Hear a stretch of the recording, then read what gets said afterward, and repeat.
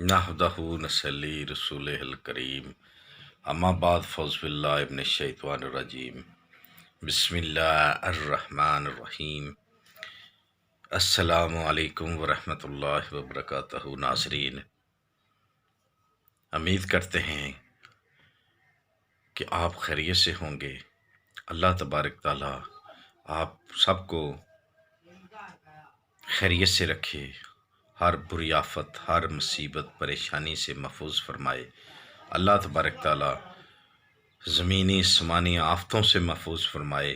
اللہ تبارک تعالیٰ آپ کے کاروبار میں، مال جان میں، عزت آبرو میں، زندگی میں برکتیں عطا فرمائے۔ اللہ تبارک تعالیٰ اپنے حبیب پاک صلی اللہ علیہ وآلہ وسلم کا صدقہ آپ کو اپنی رحمتوں کے سائے میں رکھے۔ آمین ثم آمین یا رب العالمین۔ ناظرین، آج ہم آپ کے لیے ایک بہترین نسخہ جو کہ جن کے جانی کے منہ میں چھالے بن جاتے ہیں اور بچتے نہیں، ان کے لیے ایک بہت ہی لاجواب نسخہ، دیسی نسخہ لے کے حاضر ہے۔ جو ہمارے بی ایچ دواخانہ یوٹیوب چینل پہ نئے آئے ہیں، وہ ہمارے چینل بی ایچ دواخانہ یوٹیوب چینل کو سبسکرائب کریں، لائک کریں، شیئر کریں اور گھنٹی کا بٹن دبائیں تاکہ ہماری ہر آنے والی ویڈیو آپ تک بآسانی پہنچ سکے۔ تو ناظرین، آئیں اب ہم آپ کو نسخہ کی جانب لے چلتے ہیں۔ نسخہ کیا ہے جناب؟ نسخہ ہے، آپ نے طباشیر لینی ہے، نقرہ یعنی اصل ایک نمبر طباشیر لینی ہے، سبز الائچی لینی ہے۔ اب پوچھیں گے طباشیر کتنی؟ طباشیر کا وزن ہوگا کم از کم بھی 1 چھٹاک یعنی 50 گرام۔ تو سبز الائچی جو ہوگی 1 تولہ بڑی ہے، آپ نے مہنگی بڑی ہے اس لیے آپ نے 1 تولہ لینی ہے۔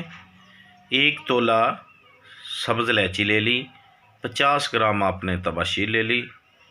اس کو آپ نے خوب گرائنڈ کرنا ہے۔ کیا کرنا ہے؟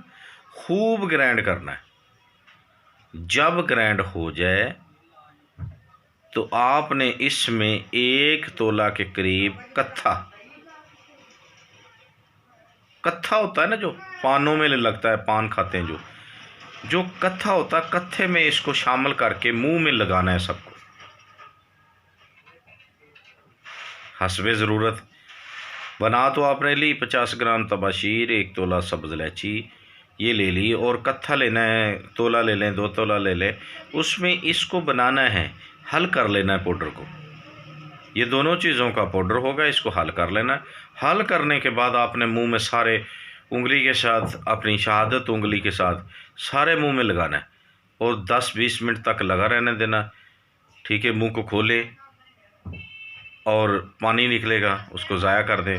اندر بھی چلا جائے تو کوئی مسئلہ نہیں ہے، یہ کوئی خطرناک چیز نہیں ہے، یہ اندر جائے تو کوئی مسئلہ نہیں، فائدہ ہی ہوگا، نقصان نہیں ہوگا۔ تو ناظرین،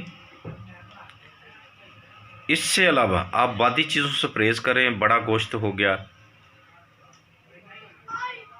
چاول ہو گئے، جو چیزیں، آلو ہو گئے، جو بادی چیزیں ہیں ان سے آپ نے پرہیز کرنی ہے۔ تو انشاءاللہ یہ صدقہ مولا پنجتن پاک کا، صدقہ حضور پاک صلی اللہ علیہ وسلم کا، انشاءاللہ اس بیماری سے نجات میں پائیں گے۔ تو دیکھتے رہیے ہمارا بی ایچ دواخانہ یوٹیوب چینل۔ اللہ حافظ۔